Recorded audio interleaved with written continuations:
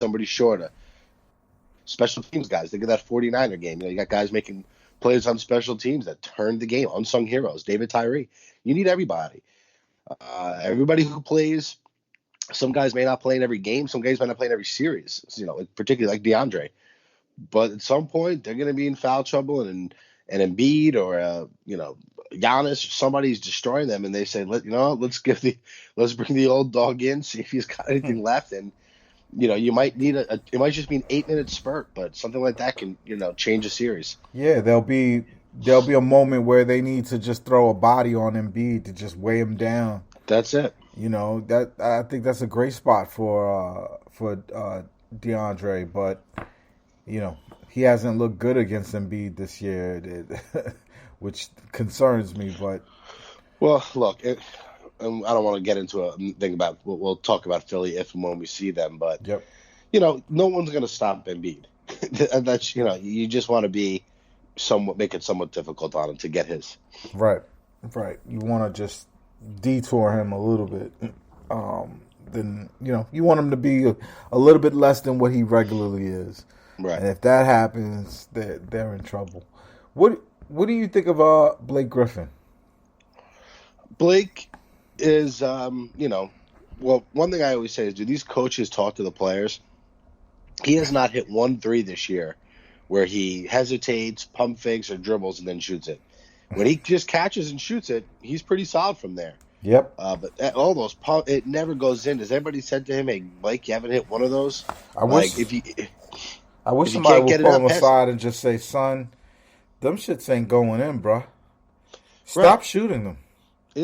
When he catches and shoots, it's fine. He's shooting pretty solid percentage. He was great in that Denver game. All of our bigs shoot pretty well. I mean, all of our power forward-ish bigs shoot pretty well. But what a fucking pass on that play today, y'all. Yeah, and what he does for us is just that. He knows how to play the game. Yep. And at the 5 spot, so like you're talking about a matchup with Embiid, right? He's gonna eat on us. But now if Embiid has to guard someone like Griffin, you put him in the pick and roll. He can't, if he sags in the lane on a guard. Well, now the guard's coming at him downhill, or they have the pop back option, so he just keeps our offense flowing. Right. If we have to kick it back to him, he can shoot it, or he can pass it quick, screen for the guy he passed it to, and the motion keeps going and going. So, Blake Springer, thank God they have him, because if they didn't, you'd be looking at that front line rotation and being like, Jesus Christ, we're in trouble here. Yeah. How many chances do you give Miami? Is Miami dead in the water out over there? Like, man, what chances do you think of us facing them? Maybe a 25%. You know why the Wizards isn't going to beat us?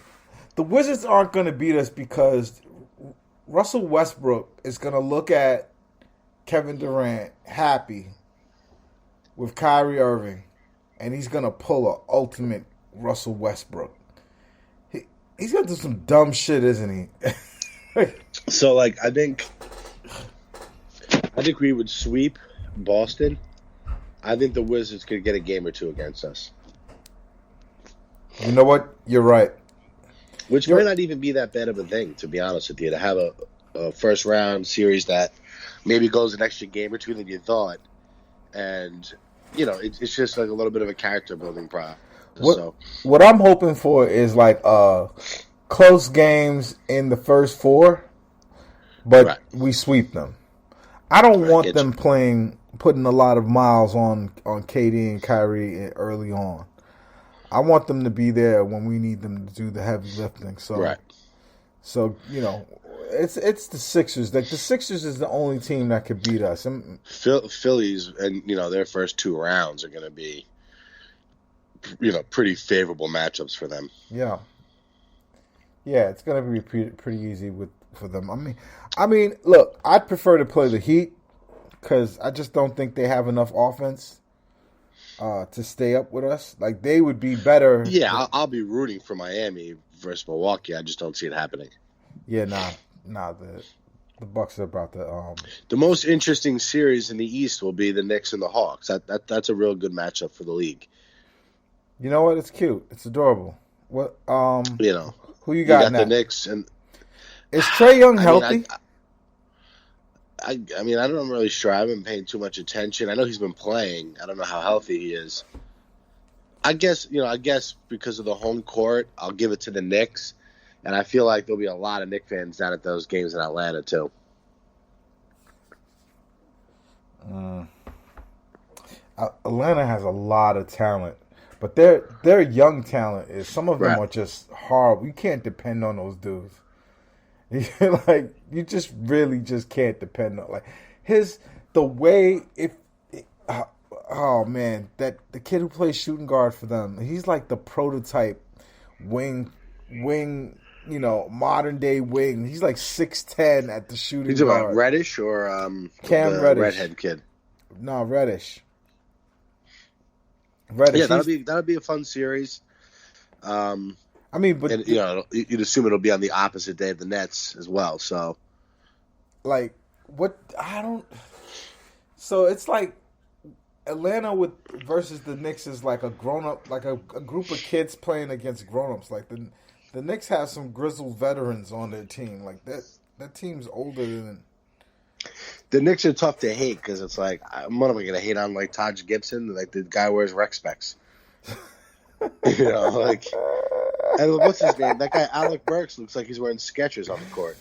Yo, Alec Burks looks like He looks like he has holes works in for his socks. NASA. He looks like he looks like he works for NASA. Yeah, his socks look like they stink. He has a sweater vest that smells like Yeah, Tide. dog hair all over it.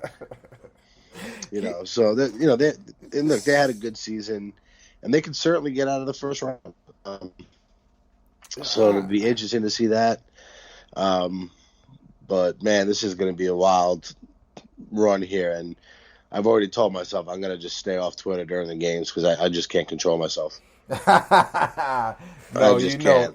You know me. I gotta be. I gotta talk to the people. Yeah, I got to stay off. I just can't control it. I'm trying to decide if I'm gonna go to games. You going?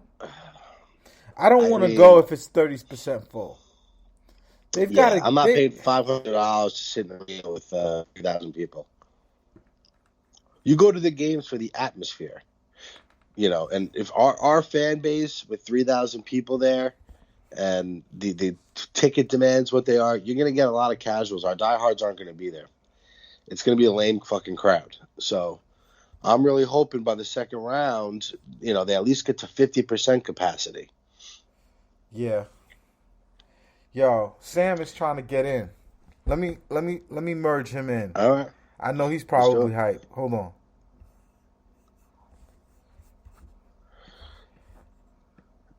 And I'll just.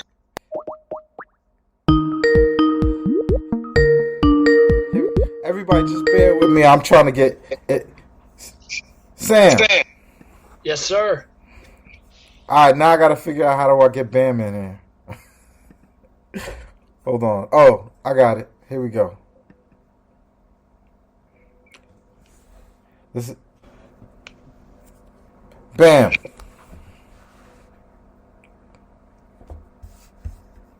Bam. Okay, I can't hear Bam. Bam. Sam, can I hear you? I'm here. All right. Do I have Bam muted? Oh, we're calling Bam. All right, man. All right, we'll try to get Bam back in. Dude, you were at the game. I was there, baby. Report on the vibes. How was it? So vibes were good. You had by the way, I will say I was checking Twitter during the game, obviously, to see what Mets Nation had to say. You had the best tweet during it, which was like, Mike James, who do you think you are? Because that dude, I was there with my good friend Eric, who's also a Nets fan from my hometown, and we were both like, all right, like this Mike James thing, like it's kind of fun, but like, dude, like when Kyrie and KD are on the floor, you gotta take like a couple back seats. Like it's not even like, oh, you should be in the passenger seat, or oh, you should be sitting behind the driver of the passenger seat. You're like in the third row of the minivan. It's like you gotta relax. Mike James doesn't think like that. He thinks he's just as good as Kyrie. He just never got the opportunity. I mean, that's how it felt the whole game. Like my friend and I, we kept looking at each other and we were like, are we gonna see anybody else like shoot? How was the crowd?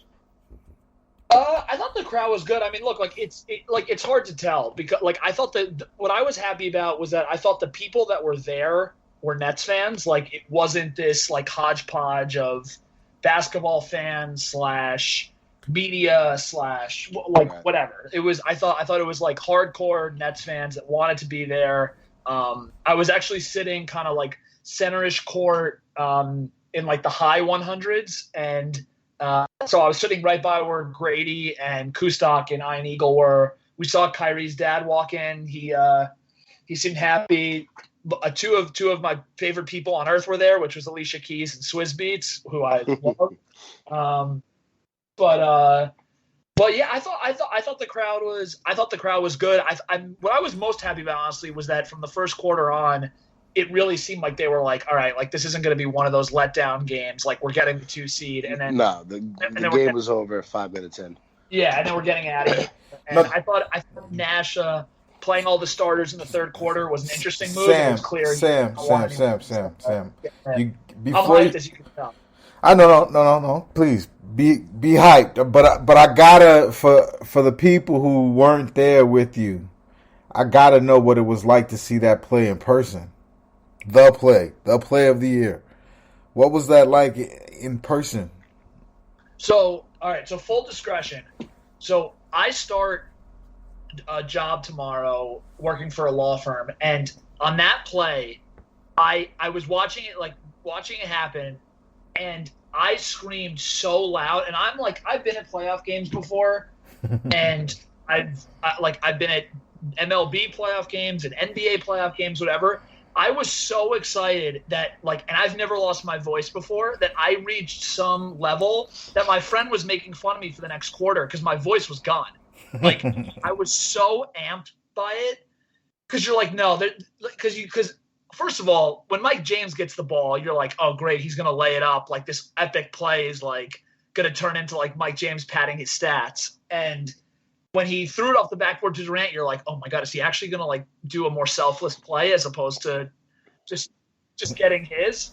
And so that was what was like, I was just like kind of praying as it was all unfolding, but it was insane. And like the crowd was obviously in on it. And it was like clear that, I mean, look, what is totally evident watching on TV, and you feel it when you're there, is this team absolutely loves each other. So for all like the bullshit about, oh, like Kyrie has this issue and KD has this, Harden has this issue, it's like pure nonsense. Like I can't promise you that tomorrow they're gonna like not hate each other, but like this team has a different vibe than any Nets team I've ever like. Even the D'Lo LeVert team, this team feels tighter. Like there's a vibe to it.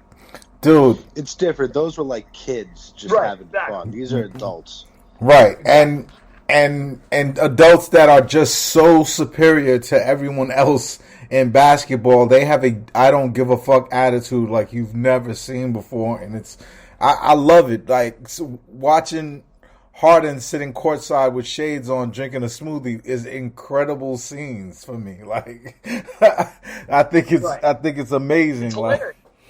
So I have a question for you guys, you two. So you're watching at home.